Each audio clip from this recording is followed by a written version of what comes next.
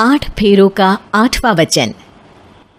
स्वाति ने इसी साल शहर के कॉलेज से पढ़ाई पूरी की है और अब उसके लिए जगह जगह से रिश्ते आने लगे हैं।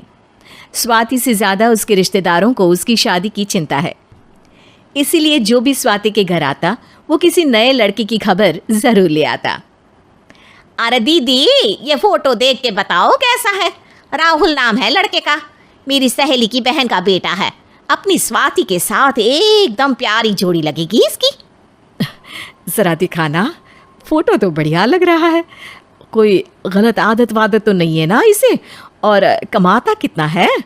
अरे कोई गलत आदत नहीं है दीदी, आप कहो तो एक मीटिंग करवा देती हूँ, फिर सब कुछ फाइनल कर लेना। हाँ, ये सही कह रही हो तुम। संडे को स्वाति के पापा भी घर पे ही रहेंगे। बुआ फिर वहाँ से चली जाती है और रात को स्वाति की माँ उससे कहती है, स्वाति बेटा, आज कमला बुआ ने एक लड़के की फ़ोटो दिखाई है। संडे को वो लोग मिलने आ रहे हैं, तैयार हो ना तुम बेटा। अरे मम्मी, आप कहाँ कमला बुआ के चक्कर में आ जाती हो? अभी इतनी जल्दी कोई शादी वादी नहीं करनी है मुझे। अरे बेटा, अच्छा लड़का है, बुआ जानती है उसे अच्छे से। हाँ स्वाति बेटा, एक बार मिल तो लो, बाद में देखेंगे आगे क्या करना है।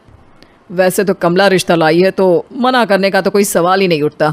संडे की सुबह होती है और कमला बुआ राहुल और उसके मम्मी पापा को लेकर स्वाति के घर आती है। अरे आइए आइए भाभी, इसे अपना ही घर समझिए। इनसे मिलिए, ये मेरे भैया और ये मेरी भाभी हैं। नमस्ते भाभी जी, ये है हमारा लड़का राहुल, सरकारी नौकरी की तैयारी कर रहा है ये। वैसे आपकी बेटी कहाँ है? अरे स्वाति बेटा, बाहर आ जाओ। वैसे कितनी पढ़ाई की है स्वाति ने? जी, पोस्ट ग्रेजुएट है हमारी बेटी साइंस में। ये सब तो ठीक है, पर घर संभालना जानती है या नहीं? हमें कौन सी इससे नौकरी करवानी है, नौकरी तो मेरा बेटा करेगा ही। पर मैंने इतनी पढ़ाई की है और आप चाहती हैं कि मैं घर पर ही बैठी रहूं? अरे स्वाति बेटा, ये बड़ों की बात में तुम कहाँ बोल पड़ी? हम सब देख लेंगे क्या करना है क्या नहीं। हम तो इसी बात पर विश्वास करते हैं कि घर के लड़के घर में ही रहे तो ज़्यादा अच्छा रहता है।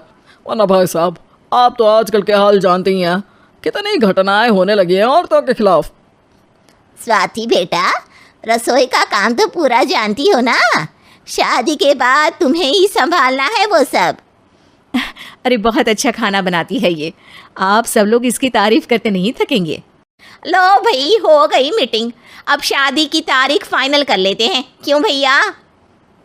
भाई, हम तो पंडित जी से चर्चा करने के बाद ही तारीख फाइनल करेंगे।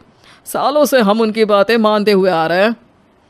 लड़के वाले और कमला बुआ की बातें सुनकर स्वाति एकदम नाराज़ हो जाती है और उसे लगने लगता है कि शादी के बाद उसे घर पर ही बैठना पड़ेगा।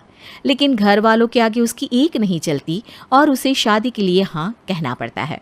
शादी का दिन आ जाता है और सब मंडप में जमा होते हैं। अब फेरों का समय हो गया है, अब कन्या अपने वर से 7 वचन मांगेगी। आप किसी धार्मिक आयोजन में जाए तो मुझे भी ले जाएंगे। आप मेरे माता पिता का भी बराबरी से सम्मान करेंगे, हमेशा मेरा साथ निभाएंगे। आपको दोनों परिवार की जिम्मेदारियां बखूबी निभानी होगी। हर ज़रूरी बात में मेरी भी राय लेंगे। आप सभी गलत आदतों से दूर रहेंगे। आप मेरे अलावा किसी और औरत से कोई गलत संबंध नहीं बांधेंगे। ये 7 वचन पूरे हुए, वर क्या तुम्हें ये सारे वचन मंजूर है? जी हाँ पंडित जी, मैं सारे वचन अच्छी तरीके से निभाऊंगा। अरे वाह वाह, बढ़िया तरीके से सब काम संपन्न हो गया। तो इसी के साथ विवाह संपन्न हुआ और आज से ये दोनों पति पत्नी हुए। 1 मिनट पंडित जी, अभी एक वचन लेना बाकी है। अब कौन सा वचन है बेटा?